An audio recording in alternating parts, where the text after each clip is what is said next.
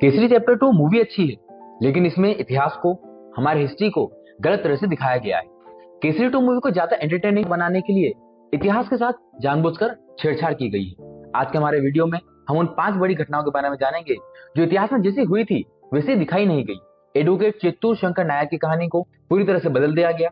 साथ ही ऐतिहासिक घटनाओं को भी सिर्फ ज्यादा पैसा कमाने के लालच में विपरीत दिखाया गया है जैसा वो घटा था।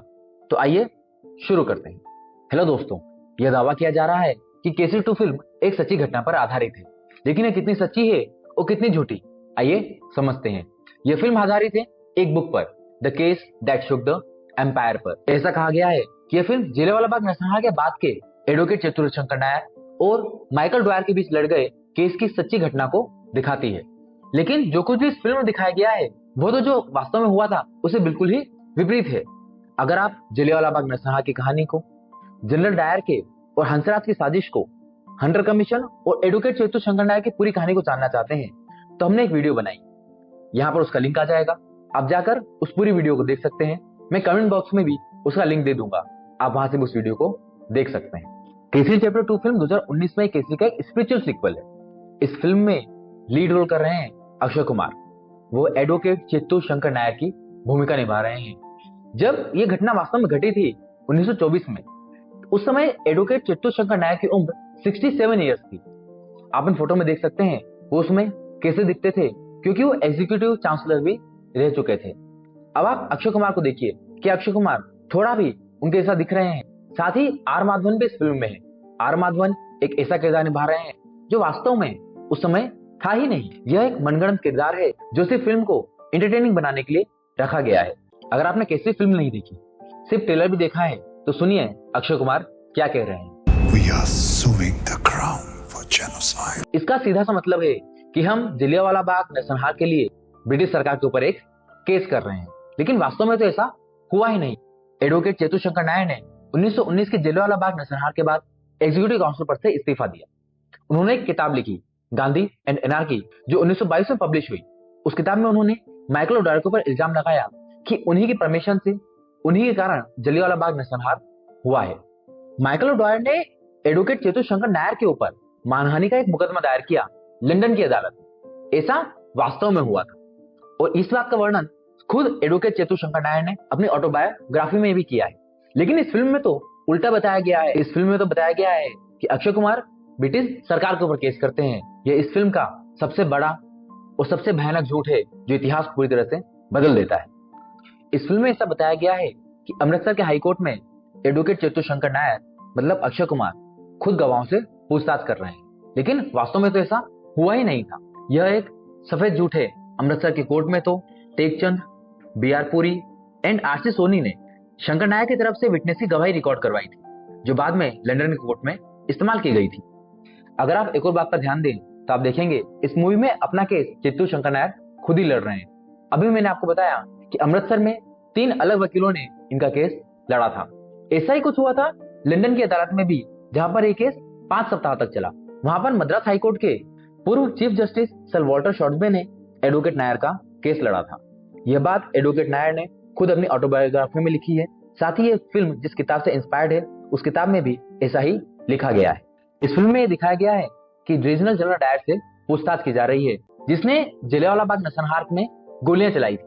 लेकिन वास्तव में तो ऐसा कुछ हुआ ही नहीं, ना ही अमृतसर की अदालत में, ना ही लंदन की कोर्ट में रीजनल जनरल डायर तो उपस्थित ही नहीं था। उससे कभी पूछताछ की ही नहीं गई। वहां पर पूछताछ की गई थी माइकल डॉयर से, जिसने एडवोकेट नायर के ऊपर मानहानि का दावा किया था। अब हम बात करते हैं इस फिल्म की एक और गलती के ऊपर, आर माधवन के किरदार के ऊपर। आर माधवन इस फिल्म में बैरिस्टर नेविल मैकिनली का किरदार निभा रहे हैं, जो माइकल डॉयर और ब्रिटिश सरकार की तरफ से इस केस को अमृतसर में लड़ रहे हैं। यहाँ तो फिल्म मेकर ने हद ही कर दी, क्योंकि नेविल मैकिनली नाम का कैरेक्टर, इस नाम का किरदार तो वाकई में था ही नहीं। इस नाम का कोई व्यक्ति इस केस से जुड़ा हुआ है ही नहीं, ना ही इतिहास में, ना ही वास्तविकता में।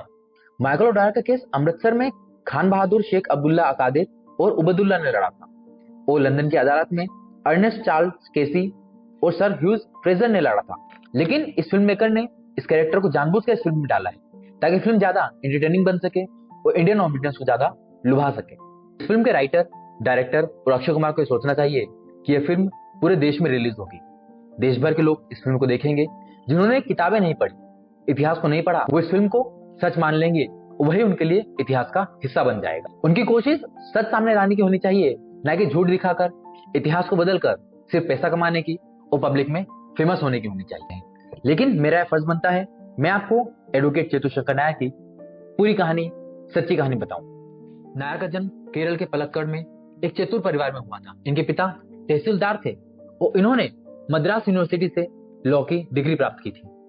मद्रास हाईकोर्ट में लॉयर रहते हुए मलाबार डिस्ट्रिक्ट के इंक्वायरी कमेटी का हिस्सा भी वो बने। साथ ही 1908 में मद्रास हाईकोर्ट में जज भी उन्हें बनाया गया। जज रहते हुए उन्होंने एक फैसला दिया जिसे हम आज भी याद करते हैं कि यदि एक व्यक्ति धर्म परिवर्तन करके हिंदू बनता है तो उसे अछूत नहीं माना जाएगा। 1912 में ब्रिटिश सरकार ने उनके योगदान को देखते हुए उन्हें नाइटहुड की उपाधि प्रदान की। साथ ही 1915 में उन्हें वायसराय काउंसिल में भी सदस्यता मिली। उन्होंने भारतीय शिक्षा प्रणाली में कुछ महत्वपूर्ण बदलावों का सुझाव दिया। बहुत हैरानी की बात थी कि ब्रिटिश सरकार ने उनके सुझाव को मान भी लिया था।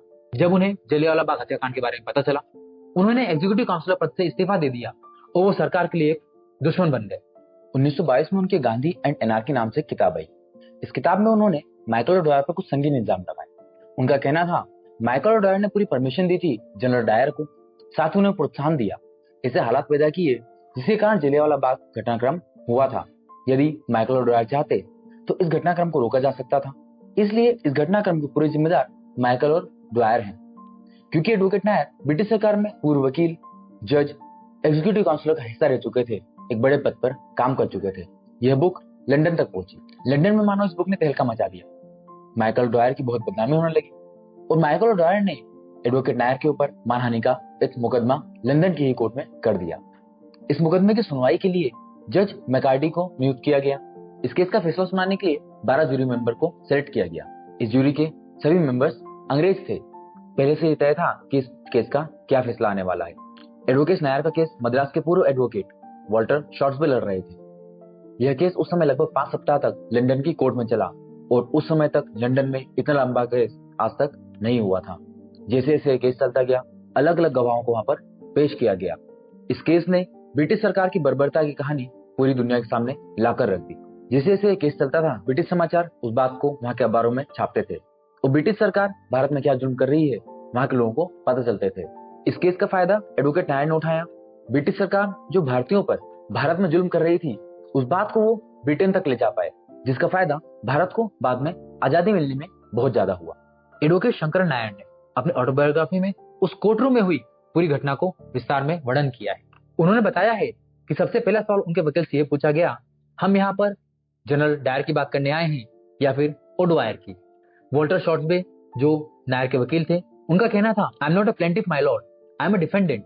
मैं याचिका करता नहीं हूँ, मैं तो सिर्फ अपने बचाव के लिए आया हूँ। तब जज ने पूछा, फिर आप यहाँ पर क्या दलील, क्या पक्ष पेश करेंगे? उस समय वॉल्टर शॉर्ट्सबे ने नायर की पूरी बात को जज के सामने रखा।